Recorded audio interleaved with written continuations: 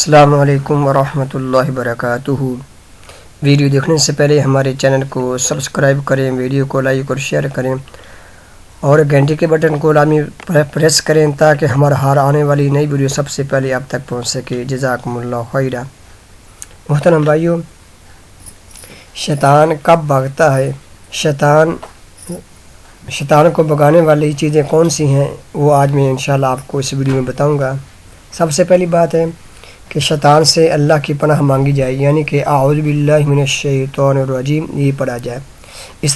اسی طرح جب اذان ہو تو اذان کی آواز سن کر شیطان بھاگ جاتا ہے، اور اسی طرح مسنون اذکار کرنے سے بھی شیطان بھاگ جاتا ہے، شیطان قریب نہیں آتا، جو مسنون اذکار اللہ کے نبی صلی اللہ علیہ وسلم نے بتائے ہیں۔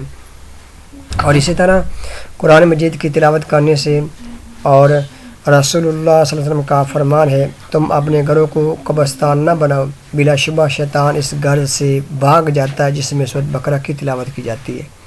یہ اللہ کے نبی کا صحیح فرمان ہے کہ اپنے گھروں کو قبرستان مت بناؤ، یعنی کہ گھر کے اندر آپ قرآن کی تلاوت کریں، قرآن کو پڑھیں، ترجمے کے ساتھ پڑھیں تو یہ مزید بہتر ہے۔ اور اس طرح جو چیزیں شیطان کو دور کر دیتی ہیں ان میں صبح و شام کی دعائیں ہیں، اذکار ہیں، گھر میں داخل ہونے کی اور گھر سے باہر نکلنے کی دعائیں پڑھیں، مسجد میں داخل ہونے اور مسجد سے باہر نکلنے کی دعائیں پڑھیں، اور تمام دعائیں اس کے علاوہ شامل ہیں جو شریعت مطہرہ سے ثابت ہیں۔ اس طرح سوتے وقت آیت الکرسی پڑھیں اور سورۃ بقرہ کی آخری 2 آیتیں پڑھیں، یہ بھی صحیح احادیث سے ثابت ہیں۔ اور اس طرح صحیح بخاری کی حدیث سے نبی کریم صلی اللہ علیہ وسلم نے بیان فرمایا کہ جو شخص یہ دعا دن میں 100 مرتبہ پڑھتا ہے وہ پورا دن شیطان سے محفوظ رہتا ہے۔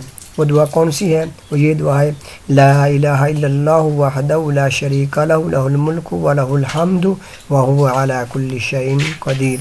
یہ انشاءاللہ آپ یہ دعائیں پڑھیں، آپ انشاءاللہ پورا دن شیطان سے محفوظ ہو جائیں گے، شیطان آپ کے قریب بھی نہیں جائے گا۔ ان دعاؤں کو خود بھی پڑھیں، بچوں کو یاد کریں اور بچوں پر دم بھی کریں، انشاءاللہ آپ شیطان سے بچ جائیں گے، اور اسی طرح جنات کا اثر بھی نہیں ہوگا۔